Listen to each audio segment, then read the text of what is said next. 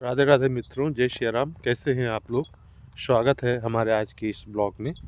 आशा करते हैं आप लोग ठीक होंगे, स्वस्थ होंगे, मस्त होंगे और अपनी लाइफ में खुशहाल होंगे। धूप बहुत तेज़ खिली हुई है, पछुआ हवा चल रहा है, मौसम काफ़ी सुहावना दिख रहा है। जो आज का मौसम है काफ़ी अच्छा है और अच्छी धूप खिली हुई है। तो कृषि कार्य में जो काम हो रहा है, खेती किसानी में, उस समय खेतों की बुआई हो रही है विशेष रूप से, और साथ साथ में गन्ने का जो नगदी फसल है जिससे हमें नगद पैसा मिल जाता है। नगद पैसा मतलब ज़्यादा समय नहीं लगता है, 10-15 दिनों के अंदर या ज़्यादा से ज़्यादा 1 महीने के अंदर चीनी मिल के द्वारा बैंक के माध्यम से पेमेंट किसान को मिल जाता है। तो उसकी छिलाई हो रही है और गन्ना का खेत खाली करके गेहूं की भी बुआई होगी।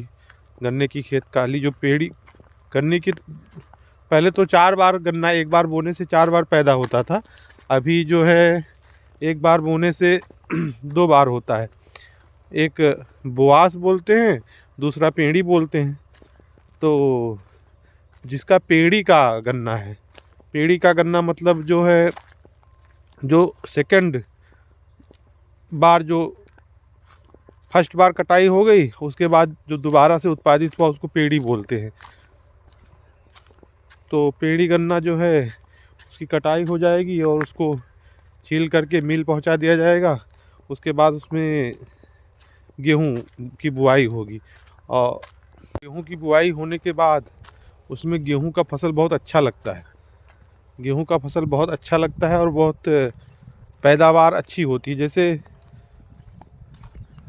कम पैदा होता है, उतनी उपजाऊ ज़मीन नहीं रहती, लेकिन जब वो 2 साल खेत में गन्ना रहता है तो खेत खाली रहता है, उसकी तमाम प्रकार की पत्तियां निकलती हैं, सड़ जाती हैं, उसमें वो खाद बन जाता है। और खाद खेत जो है, खेत को थोड़ा आराम भी मिल जाता है। कहते हैं खेत सुहताए जाता है, हमारे अवधी भाषा में कहते हैं कि खेत सुहताएगा। तो सुहताएगा मतलब बढ़िया पैदावार हुई, तो वो बात हो जाती है। अभी अवधि आप लोगों को हो सकता है सबको ना समझ में आए, जो अवध के हैं उनको समझ में आ जाएगा। तो उसमें गेहूं की बुआई हो जाएगी। अब गेहूं की बुआई होने के बाद में उसका पैदावार अच्छा होगा, अच्छा उत्पादन होगा। और गेहूं हमारा मुख्य फसल है। रोटी के बगैर तो किसी का नहीं चलता है, सब लोगों को रोटी चाहिए। तो यही सब काम चल रहा है अभी गांव में, देहात में। हमारे बैकग्राउंड में आप देख ही रहे हैं गन्ना लगा हुआ है और ये धीरे धीरे मार्च अप्रैल तक, लगभग मार्च तक सारा बिक जाएगा। कम से कम 3-4 महीने लग जाएंगे इसको बिक्री होने में। सरसों जाम रहा है, हम आपको दिखाते हैं। जो बुआई हो गया था वो सरसों अब महीन महीन निकल रहा है। ये खेत दिख रहा है ना सामने, इसमें आप देखेंगे तो सरसों के पौधे निकल रहे हैं। ये दिख रहा है ना आप लोगों को?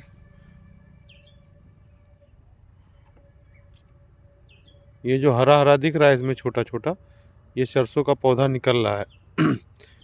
तो ये बुआई हुए भी लगभग 10-12 दिन हो गया, इसलिए ये अभी निकल रहा है, टाइम हो गया इसका। जिस खेत में बुआई हो गई है वो पौधे जाम रहे हैं। कुछ दिन में सिंचाई के लिए भी तैयार हो जाएगा। और अब सरसों की बुआई तो कम ही रह गई है। जिस खेत में नमी ज़्यादा है उसमें अभी सरसों नहीं, लाहा बोआ जाएगा। नहीं, बुआई हो गई है लगभग। हाँ, दूसरी बात क्या है कि गेहूं की बुआई ज़ोर शोर से हो रही है। वर्तमान समय चल रहा है उसमें गेहूं की तैयारी हो रही है। गेहूं की बुआई अब ज़ोर शोर से प्रारंभ होने वाली है। कुछ लोग बो भी रहे हैं, मतलब जो अच्छी ज़मीन थी, नमी कम थी, जो खेत भांगर हो गया, मतलब नमी बराबर हो गई, जुताई करने लायक हो गया, उसमें बुआई तो प्रारंभ हो गई है। और जैसे हमारे एरिया में थोड़ा निचला है, पानी ज़्यादा लगता है, तो अभी नमी ज़्यादा है, इसलिए खेत खाली है, फिर भी बुआई नहीं हो पा रही है। और अभी धान भी पीछे हो गया था, धान भी निकल रहा है। तो यही सारा चल रहा है। और अभी हम आपको नेवला दिखाते हैं। ये नेवला है, ये रास्ते में बैठा हुआ है। ये कितना बड़ा है देखिए, नेवला नेवला।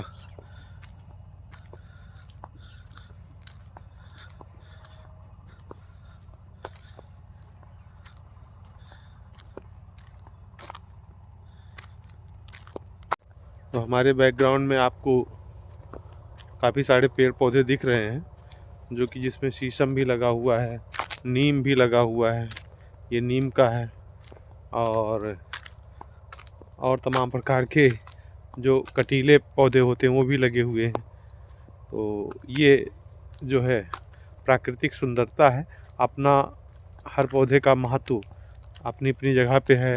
कहीं ना कहीं हर चीज़ उपयोगी है। देखिए आम भी लगा हुआ है, नींबू भी लगा हुआ है, इधर दूसरी साइड में फूल भी लगा हुआ है, केला भी लगा हुआ है। तो बहुत प्रकार के पौधे लगे हैं और सबका महत्व अपना अपना है, और दैनिक जीवन में उनका कुछ ना कुछ उपयोग भी है, तभी प्रकृति ने हमें वो प्रदान किया है। तो आज का जो ब्लॉग है वो गांव और खेत खलिहान से ही जुड़ा था। तो मैंने ये सारी चीज़ें दिखाई। आप लोग लाइक, सपोर्ट, सब्सक्राइब करें और हमारे वीडियो को ज़्यादा से ज़्यादा प्यार दें। आज का ब्लॉग हम यहीं पे समाप्त करते हैं। जय श्री राम, जय श्री राधे मित्रों।